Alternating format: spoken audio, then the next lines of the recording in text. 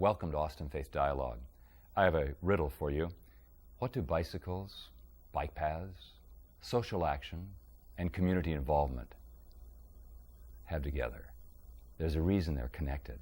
And on this edition of Austin Faith Dialogue, I'm going to see if you stay with us, we can spell that out, how they are connected. Please stay with us on Austin Faith Dialogue. Austin Faith Dialogue, at the crossroads of religion and life, a series highlighting the cultural and social interactions between the worshiping and religious communities in and around the capital city. Austin Faith Dialogue is brought to you by the Austin Metropolitan Ministries in cooperation with KXAN. Join us now in Austin Faith Dialogue.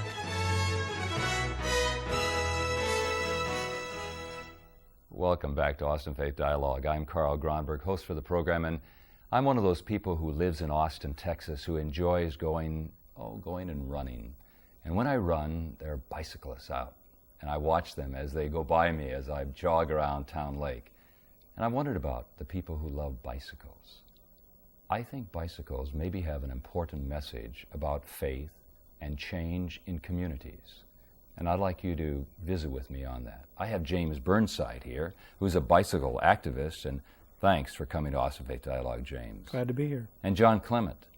John, we're going to talk a little bit about, bicycles indeed, but more than that, we're going to talk about ecology action and some of the things at Earth Day that's coming up on our calendar in our community. James, you not only are a bicycle activist, but you're special to me because you're a follow-up for me on this program. A few weeks ago, we did a program on an El Salvador caravan, and you were there. You went on that trip to El Salvador. I want you to tell our viewing audience about that experience. I remember waving goodbye to you, and there you all went. There was a bus, correct? Right, a little mini bus. That was old yellow school bus. An old yellow school bus, and it was loaded with all kinds of things for the people of El Salvador that had been given. And the bus itself had been given by people of faith in Wisconsin, I believe, is where it came That's from. correct, Milwaukee. And there were, in Milwaukee, right, and Spanish words on the side. And then there was a van. Correct, given from Houston, from the Synod in Houston. Okay, and behind the van?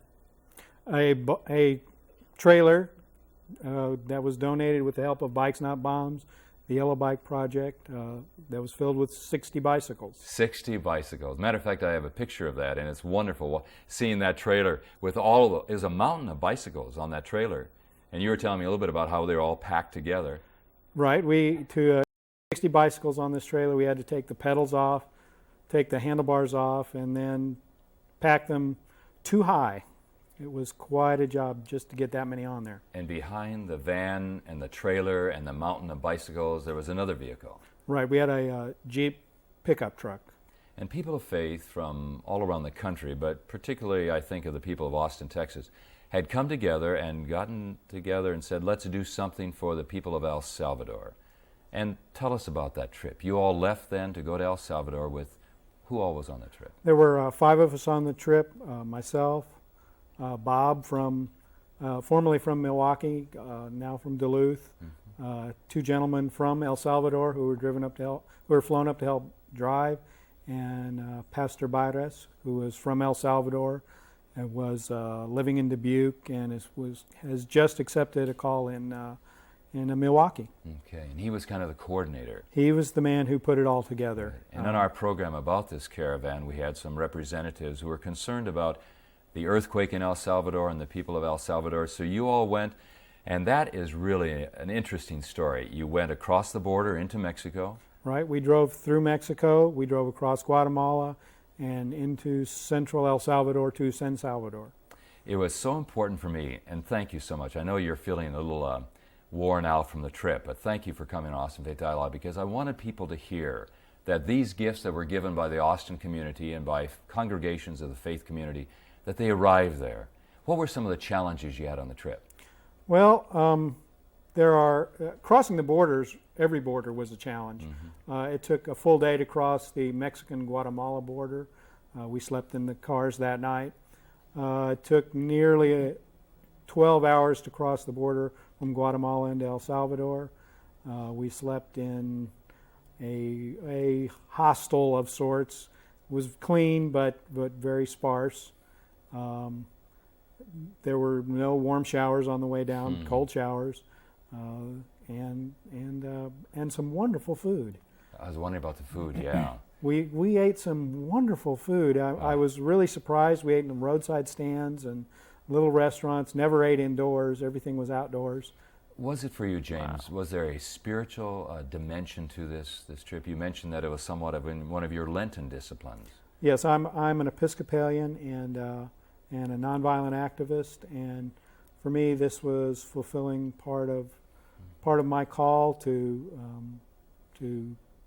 the constructive programs that Gandhi outlined in his ideas about nonviolence, of not just leading protests, but doing good works, yes, doing valuable things for people who need them.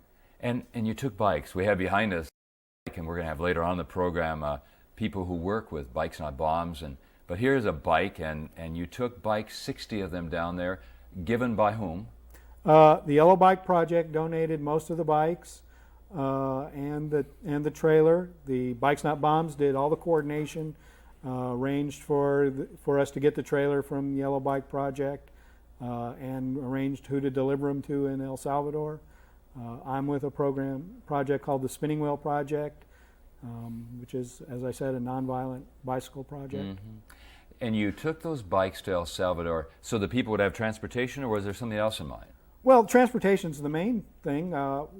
We were all surprised on the way down. The bicycles were not in the best shape. They're old bicycles, mostly things people are throwing away, and they were like gold down there. Everywhere we went, people were asking us if we could sell them bikes. They were whistling at us, calling us to come over so they could buy bikes. They were the most valuable cargo we carried, seemingly, and it surprised us all. What was it like to go into El Salvador and have these treasures that had been given? What did you feel inside yourself? Was it kind of a pilgrimage? It really was. I had been asked to give the Palm Sunday sermon, and I was thinking along those lines that here I was, that Jesus had spent 3 years on a long journey and was spent the last week coming into Jerusalem, and I myself was thinking similar thoughts, that here I was spending a week coming into San Salvador. Did people whistle at you, wave at you? Were they upbeat? They were. We were met at the El Salvador border by a number of Lutherans who knew Walter and who came to greet us and led us in a caravan along the border and to the airport where the customs is, and then a caravan into San Salvador. What an experience that must have been. It was well, very exciting. Then you're saying that my riddle, there is a connection. Bikes and bringing justice and social change and community responsibility are connected, aren't they? I believe they're deeply connected. I became a bicycle activist because of the connection I see between nonviolence and bicycles. Well, then, John, we got to come to you, John Clement, because you have a bike library at Ecology Action. What's the bike library? What does that do? Well, it was initiated by the Yellow Bike Project, and it's a lot like a book library. Basically, you get a card, a library card, and you get one by either volunteering or you can pay up front $20. And once you have a card, you have a lifetime membership to Yellow Bike Project's library. And they're right now setting up library locations in various convenient locations throughout Austin. Hey, John, did you ride a bike to the studio? Did you use the bike? Yes, as a matter of fact, I did. Yeah, that's actually my normal means of transportation. I ride a bike, and my bike is actually getting repaired right now. It's getting worked on. So I bought a bike library. I have a library card. And that's really cool. Yeah. That is great. Tell me something else about Ecology Action. What do you all do there at Ecology Action? How does that tie in with Earth Day and maybe the care and concern for the environment? Okay, yeah. Ecology Action is a nonprofit environmental community-based organization, and we have a recycling center first and foremost, and it's for the community. It's a free service. You can bring your household recyclables to our 9th Street location right at the southwest corner of 9th and I-35, and we will take them, and basically the connection is that the Yellow Bike Project recycles bikes. I mean, they do a whole lot of work, and as y'all were discussing, that the bikes aren't in the best condition a lot of times, but for the bike library, they actually fix them up really good. And John, I think young people like you give to me at least such a great joy. Whenever I see you down there at Ecology Action, I think, what fine young people we have that care for the environment. Now, Earth Day is coming in April. That's a spring celebration. Tell us a little bit about Earth Day, and how does that tie in with the entire mission of Ecology Action? all right, let me see. Basically, Earth Day is on April 22nd, and it's obviously a celebration of the Earth. Everybody comes out, and for one day, there's several environmental groups and activities for children, especially. And there's live music. This year is all vegetarian cuisine, and there's going to be some tasty cuisine. I might add.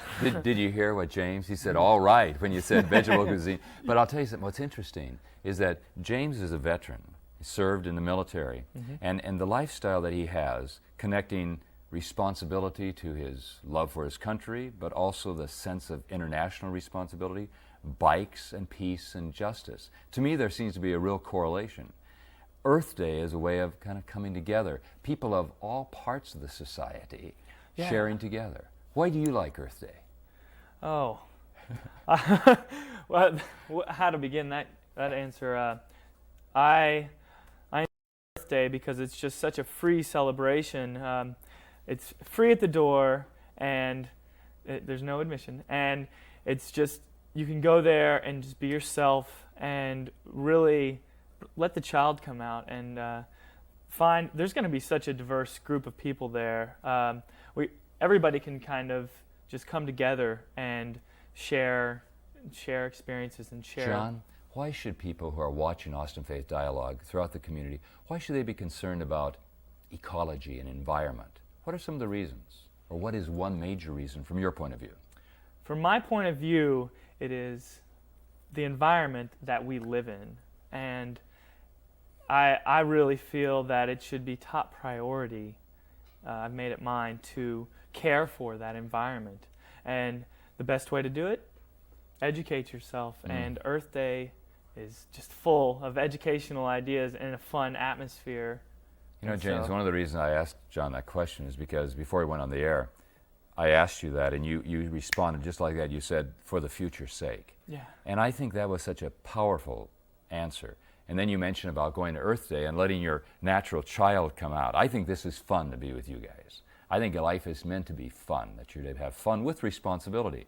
And those who aren't having fun, a friend of mine said a long time ago, they're really not making it. And I think things like Earth Day and riding bicycles, I think all of that kind of ties together with giving glory to God. They're going to have vegetarian food. Are you going to maybe be there, do you think? Absolutely. I've been at all of them that I've been in Austin for. Well, we are grateful for you. And John, anything you want to say to our viewing audience about, in conclusion of your time on this program, about Ecology Action, and Earth Day?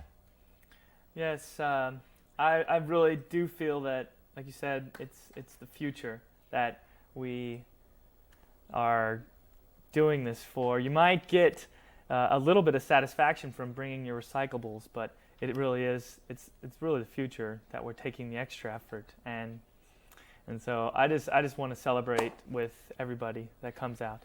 And you know, if they come down to, is it 9th and I-35, right? Is that where it is located, the recycling center? Yeah, that's...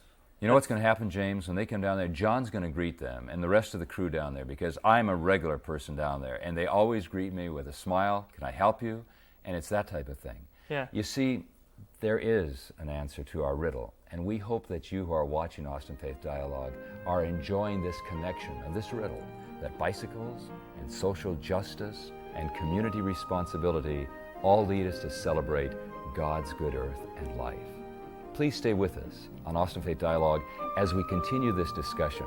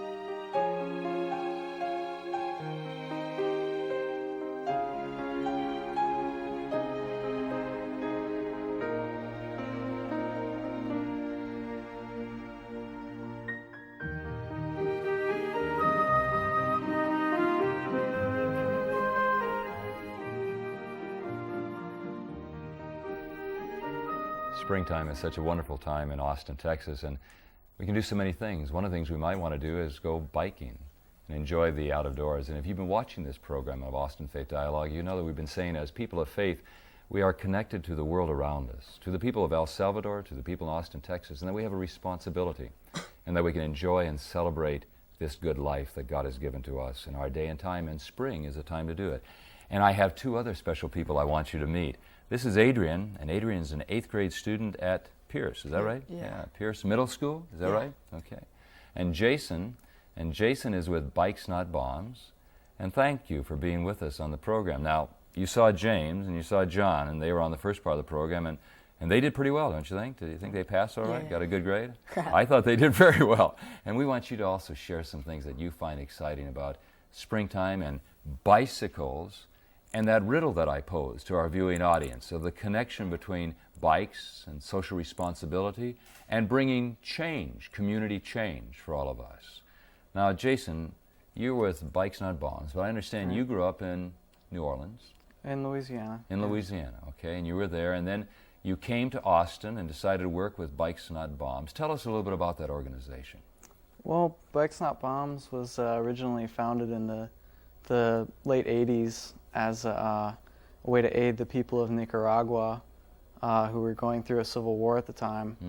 And one of the things that the Reagan presidency did was to impose an embargo on Nicaragua, and so it's actually about an 8-year-old girl in Wisconsin who coined the phrase "Bikes Not Bombs" at a rally to end the U.S. government's support of the Nicaraguan war and the embargo, and she said, "We need to send them bikes, not bombs." That sounds like a pretty good statement to make, huh? Seems very sensible. Yeah. And Adrian, you would agree with that, right? Because bikes, like this one back here, you kind of like bikes because you got involved through Bikes Not Bombs in a program. And maybe, Jason, you could help us, and I want Adrian to tell us a little bit about that program. The program was set up through the city of Austin, is that correct? That's right. Tell us about it, Adrian. How'd you get involved in it? Oh, it was in 6th grade. I was on the CIS program, and they told me what programs I wanted to be after school. And this was through your school? Yeah. Okay. And I picked building a bike. Yeah. Were you, were you amazed that you had selected? Had you been riding bike a lot before that? Yeah. And so you decided that maybe a bike was a good friend to have. Yeah. Okay. And had you ever torn down a bike or rebuilt a bike? No, not really. Yeah. So this was all new. Yeah. So when you signed up at school with this program, and they said, okay, now you're going to go over to Bikes Not Bombs, and where's the Jason? Where's it located? Bikes Not Bombs. We're at 2505 Sweeney Lane. And where's Sweeney Lane? Where's it located? If you go east on Manor Road, past 51st, past Rogge Lane, and you get to a Dairy Queen, and you take a left at the Dairy Queen. That's Sweeney? That's Sweeney Lane, and we're at the end of the street. It's a big yellow house. You really can't miss it if you make it that far. And if they drive into the front of the house or into the yard area there and look around the corner, what are they going to see in the backyard? They're going to see about 300 or so bicycles that have been donated from people in Austin over the past years that the shop has been there. And some they're in various states of needing TLC. And that's what you all do. You give TLC to those bikes. Yep. I asked you on the way over to the station, what are some of the things that the community can do? The entire community, not just the faith community, but people who are watching Austin Faith Dialogue. They're in many different places in their spiritual walk. I'm wondering, what would they be able to do if they're interested in helping Bikes Not Bombs? Well, you don't have to be a bike mechanic to help us, although it would obviously fall into help that we do need. And we also can, if you want to be a bike mechanic, we can help you to learn how to upkeep your own bike. Oh, I got to stop you right there. Jason, Okay. That sounds good to me. Adrian, look at me now, okay? Do you think that I could learn how to repair my bicycle? Yeah. Honest? Yeah. If you put Shake the work my hand, into man. Huh? You think if I do what? it. If you put the work into it. If I put the work into it. Now, I am not much of a mechanic. I have to admit that, you know. As a kid, I would work on my bicycle, but I don't do a lot of that now. Who's going to help me learn about, how did you learn to work on a bicycle? Well, there was this guy named Daniel there, and he like told us everything and showed us all the parts and showed us how to fix things. Like, first thing we learned was tubing, and that was, kind of Tubing? yeah. You mean working with the tubes in your tires? yeah.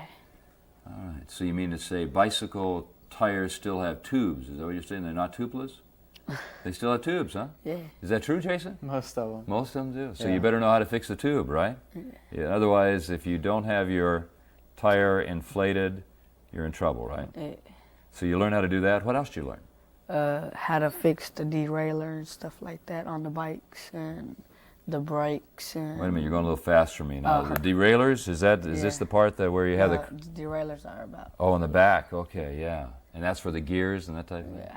And you learned about that also. Yeah. Jason, were you there when all of this was going on? I understand James, who was on the first part of the program, he was a part of that. Yeah, James is our coordinator for the summer jobs program for the youth. I was there. I did a presentation one day on derailleurs and shifting mechanisms for bikes, and we had a 5-day training program, and I think seven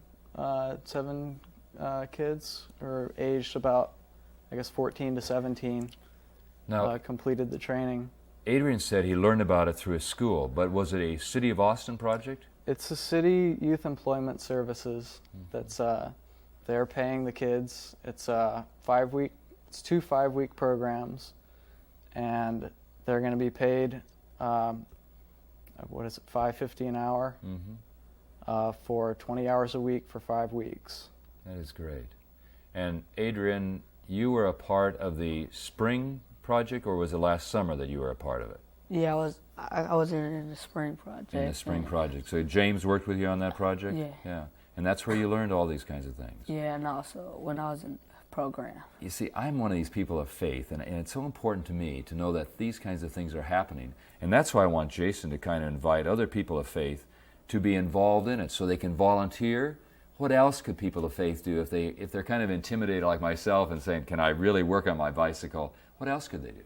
Well, like most endeavors in this world, we run on volunteer labor, but we also run on cash money.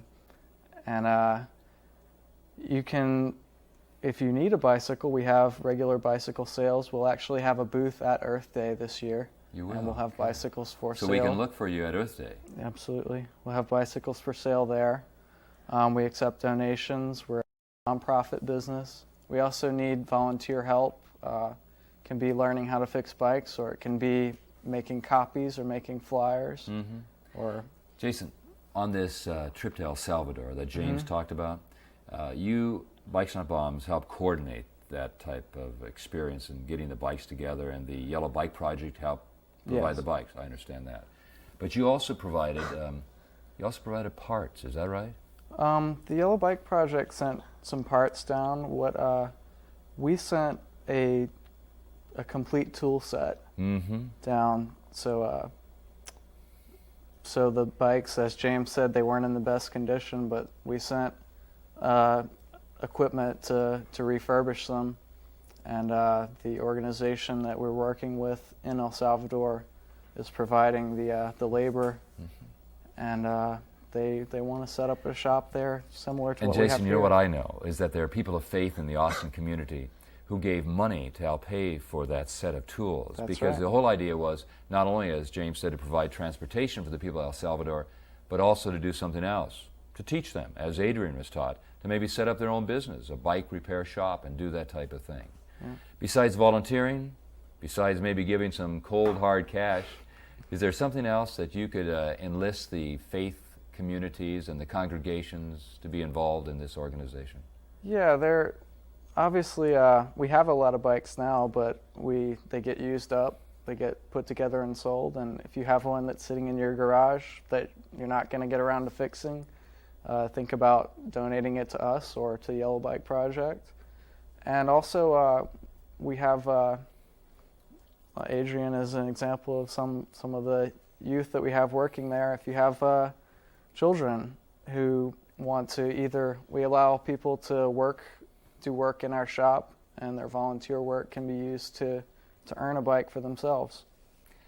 You know, Adrian, when I've come over to the shop and I've looked in and I've seen people like you, young people like you, and your friend John, who's viewing the program, you know,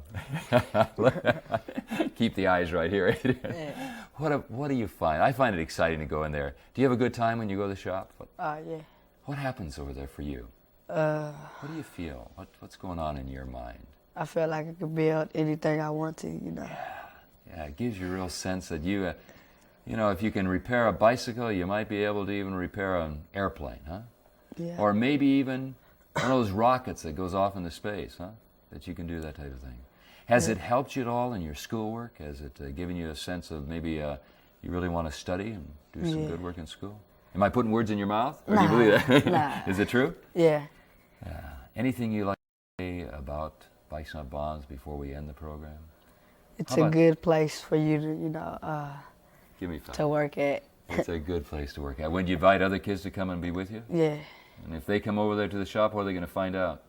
That bikes is real something good. I mean, something good that you can work on take and care find of. out something new.